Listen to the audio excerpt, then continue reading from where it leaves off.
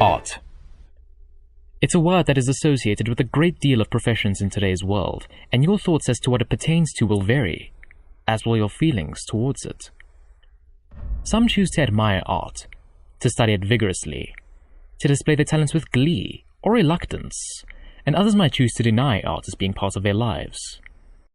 Throughout history, however, art has had a critical role in shaping the modern world as it walks hand in hand with innovation, evolving our knowledge, society, and state of being as we evolved it.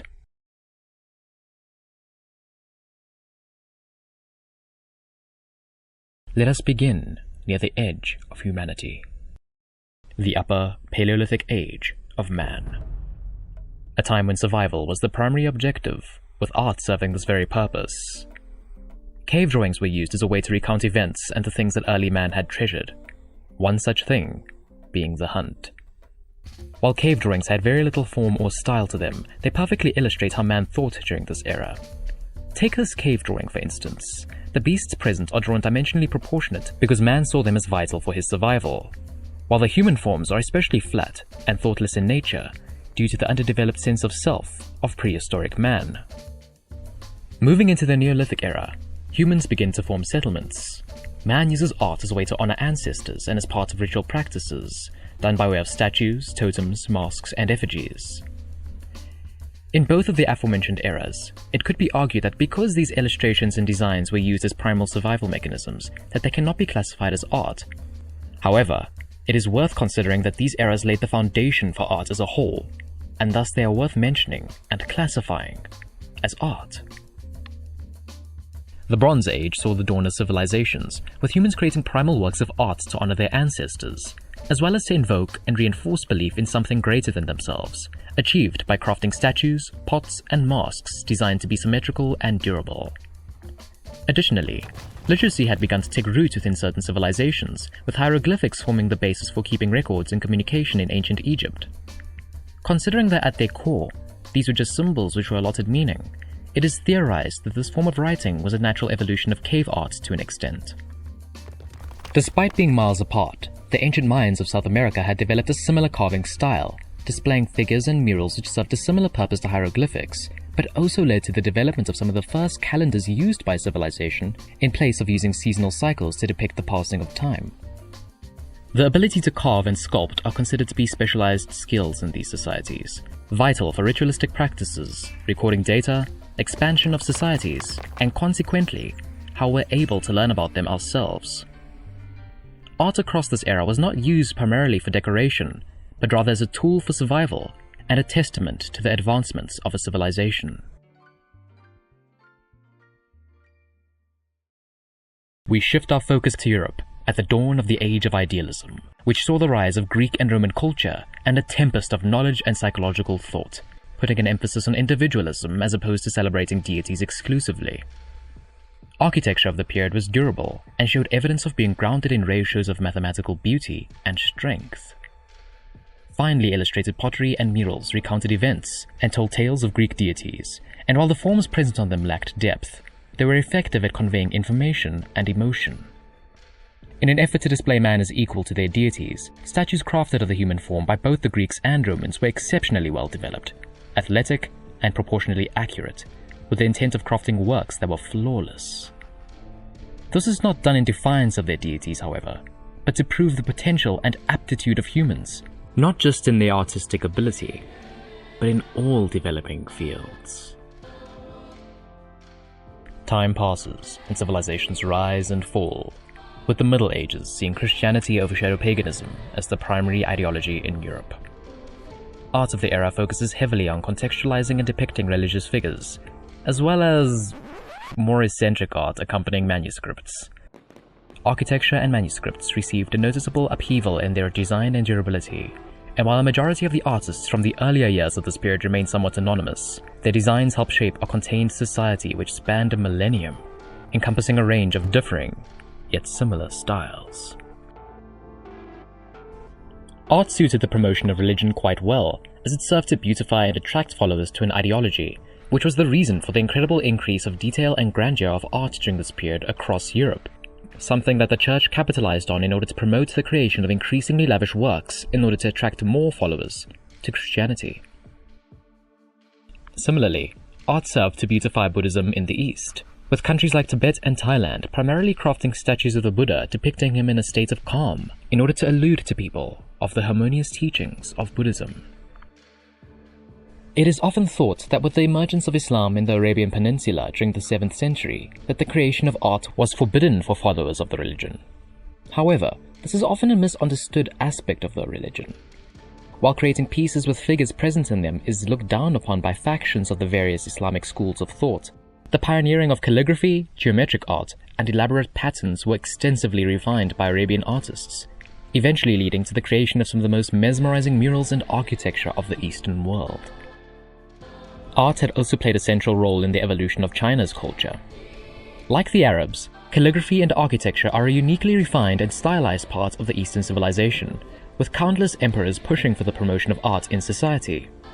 This is evident by the quality of silk embroidery, ink art, and carvings throughout this period, and became particularly prominent as Chinese art became influenced by the teachings of Buddhism. Throughout this 1,000-year period, we see that art was the ultimate asset to make the unknown appear attractive, which made it an exceptionally powerful tool to influence the masses towards an ideology. However, it also proved to become an underlying part of many religions and cultures as their societies developed.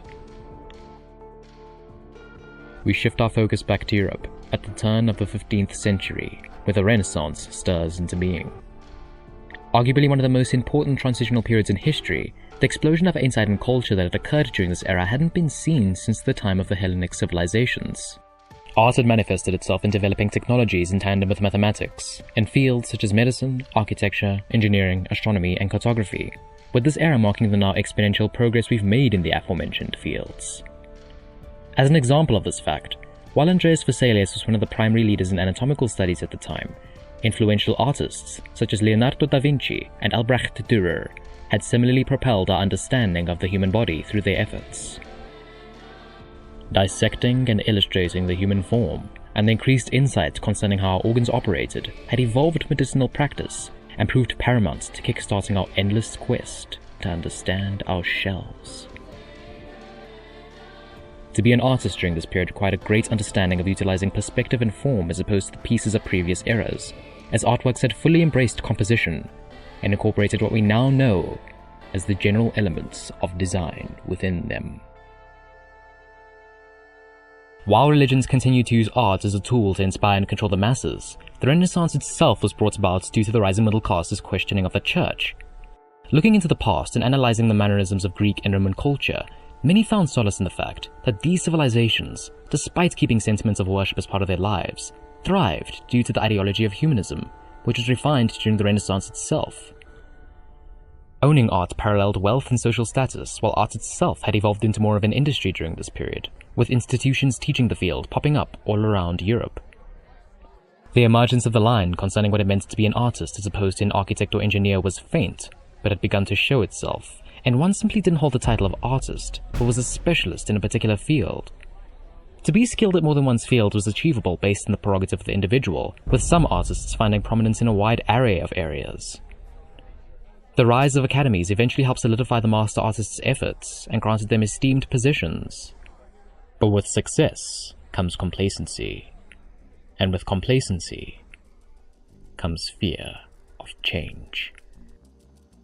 Taken as a whole, the religious agenda of the medieval age was continually expressed within art of the Renaissance, but art of the era simultaneously assisted scientific and societal development and laid the groundwork for the way the artist approaches art itself, due to taking a far more technical approach to creating art compared to the efforts of previous eras.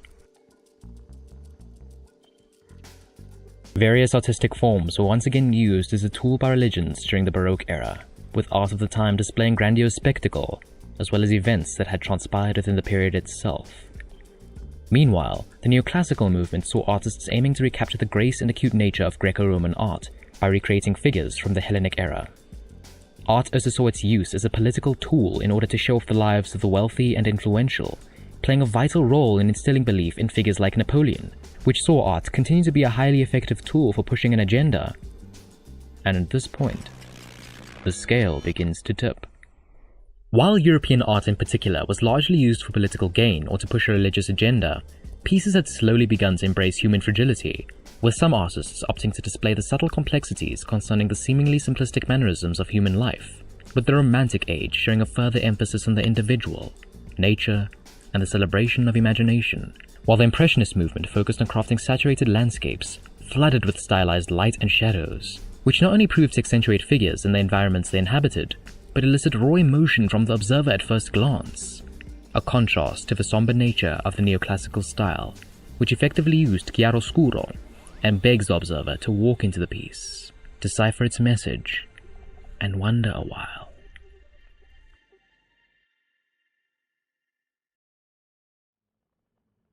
Stepping back to a global view once more, we see the development of tribal art transform at a steady pace across the world. The Native Americans saw totems and pottery serve as an inherent part of their culture, with symbolism and style being influenced by the surroundings of a tribe. They were also incredibly efficient in how they dealt with aspects of their daily lives, with no portion of what they had at their disposal going to waste. For example, every part of a hunted animal was used effectively, and this resulted in the creation of simple, yet elaborate clothing, technologies, and ceremonial tools as a result of their practices. Meanwhile, in Africa, masks and statues continue to be a core part of countless tribes throughout the continent, with innovation of art slowly resulting due to the evolution of ritualistic behaviors.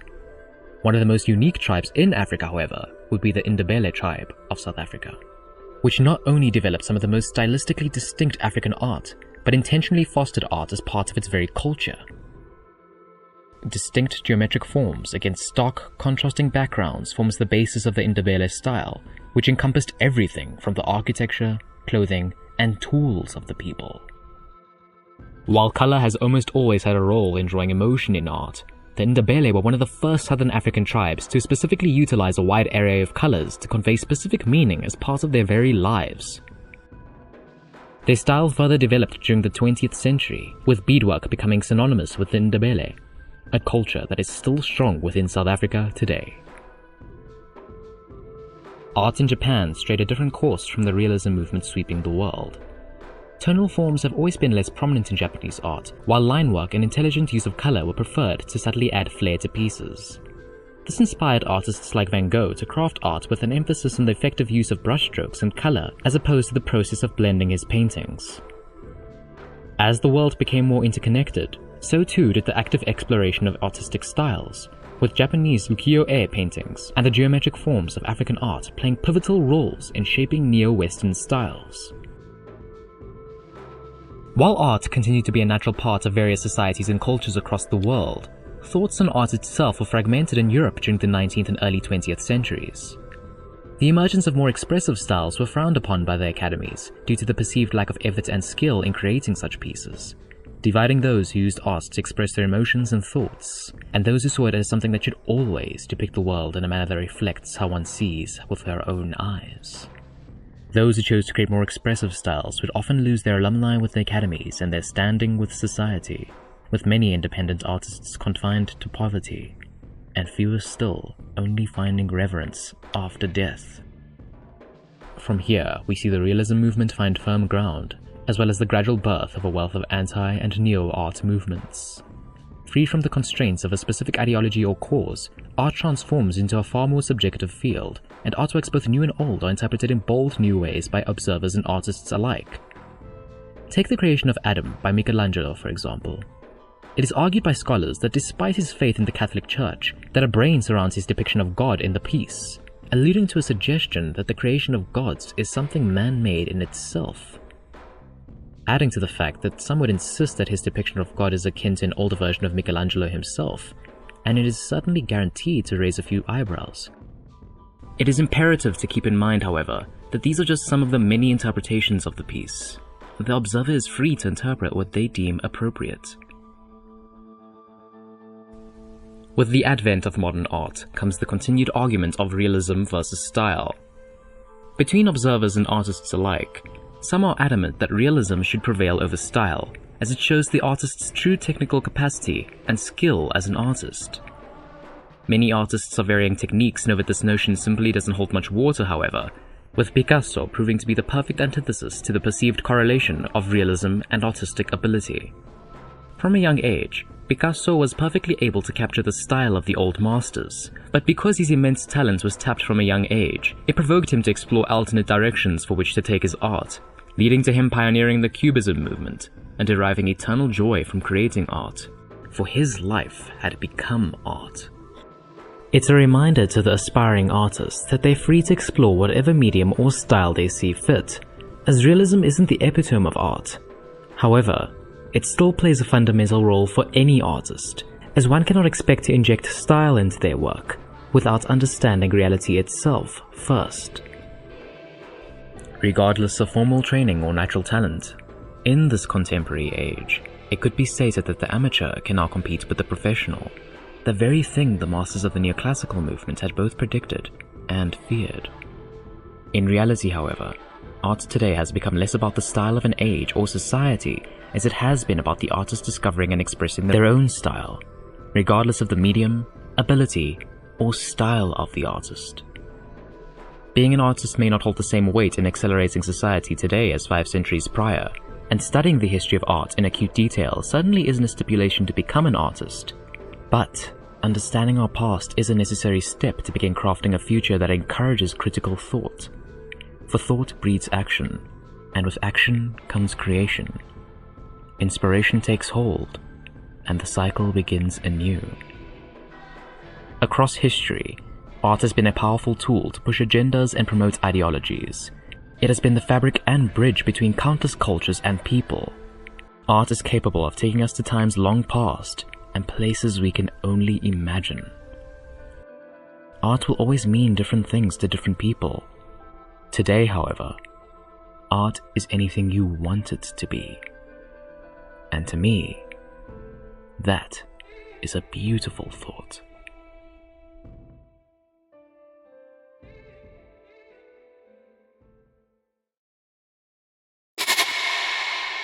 I've provided further reading, as well as the names of all music, artists, and their artwork in the description below.